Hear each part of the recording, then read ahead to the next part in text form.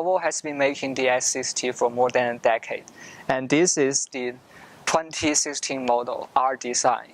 And by R design, it means that it has a 300 horsepower T6 engine plus Polestar upgrade kit, which boosts that T6 engine up by 25 horsepower. And this engine also makes 354 horsepower.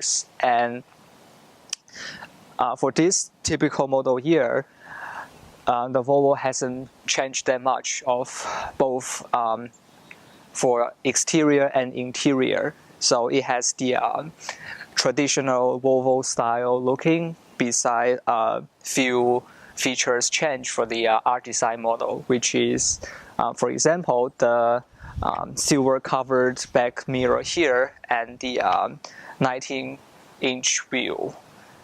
Also, it has an extra sport looking thing right here. And now let's take a look at the engine. This is the upgraded T6 engine. So you can see the T6 badge here with the Volvo's badge also. And the engine cover is a hard touch feeling, and you can see the it's a straight six engine, which Volvo has been carrying on for a long time, and it is also the one of the few inline six engines that all of the automakers out there provide. So this typical model has an upgraded 325 horsepower and 345 pound-feet of torque, which can bring this car from 0 to 60 in just 5 seconds. When you take a first look at the interior of the S60, the first thing you find out is that it has a very, very comfortable front seat, and all leather sealed. And when you get in and close the door, yeah, the door feels pretty solid, and which it should be for this class. And the first thing you will notice after you get in is that it has a very outdated infotainment system right here, and the layout and the central control layout. Volvo has been using this layout for more than 5 years, which can be dated to 2010. So it's not the greatest design, but it's pretty useful. Like the knob here, you turn it, you can change the climate control, and here it's for the sound. You press it, you turn on the infotainment system, and here it's just for selecting the menu and stuff. And as you can see, well, the rivals these days are all using mouse-like touchpad at the center control here, or a touch screen. But whereas Volvo only offer this old-fashioned number pad, which is kind of annoying when you would like to carry out some easy tasks. And move on to the steering wheel. You can see it's wrapped by leather, and it feels very comfortable. And you can also see the R design badge right here, which is exclusively offered for this model.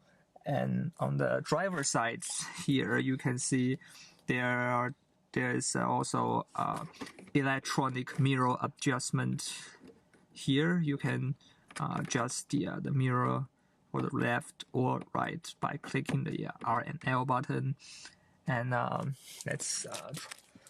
here is the 6-speed automatic transmission offered by the Volvo for almost all of its lineup for 2016. Why? Because the S60 hasn't been refreshed for a long period of time, since 2011, which is the third generation.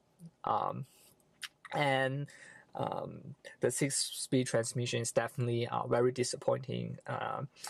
Well, it's not a very bad transmission, but I would say it's definitely worse than the 8-speed offered by the Lexus, or the 7-speed offered by the BMW, because this transmission is the old-fashioned torque converter style transmission, which is definitely less responsive than those of the rivals, which are dual clutch.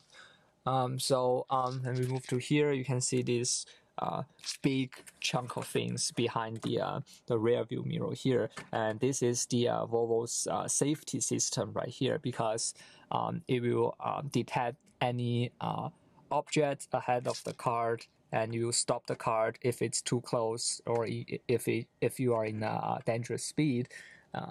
Yeah, so this is what the Volvo is primarily focusing off while making the car safe. And as for the interior, the materials are pretty good.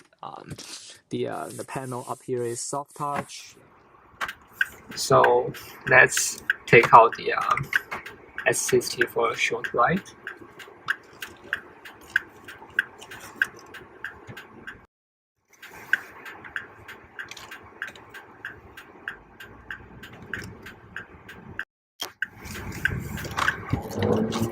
Yeah, so in terms of driving, the S60 feels pretty responsive on the pedal, and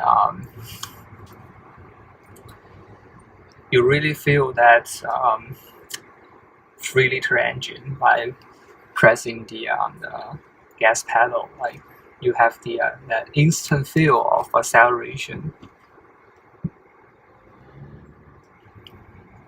And the suspension is quite stiff, and, which is in my inspection, but it's not too stiff, and it still has some room for the comfort.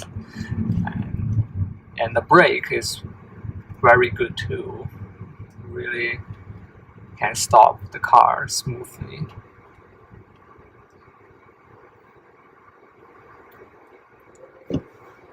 And let's test out the acceleration. Yeah, the acceleration of this car is pretty quick. From the specification of the official website, it's about 5 seconds, so it's actually very quick.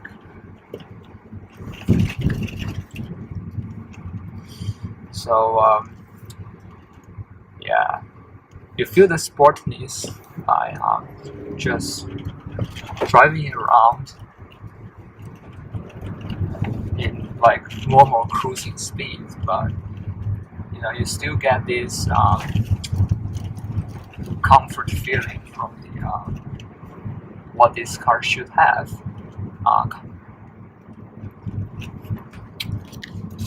But one thing that I would like to point out is that it's not as comfortable as the Japanese rival in terms of the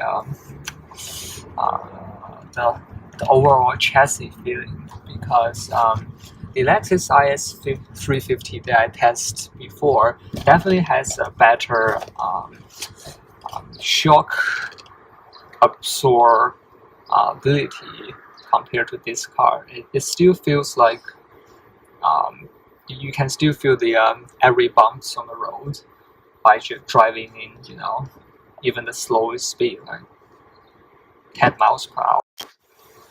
But I still prefer to have it that way, because I like the sportiness of the car.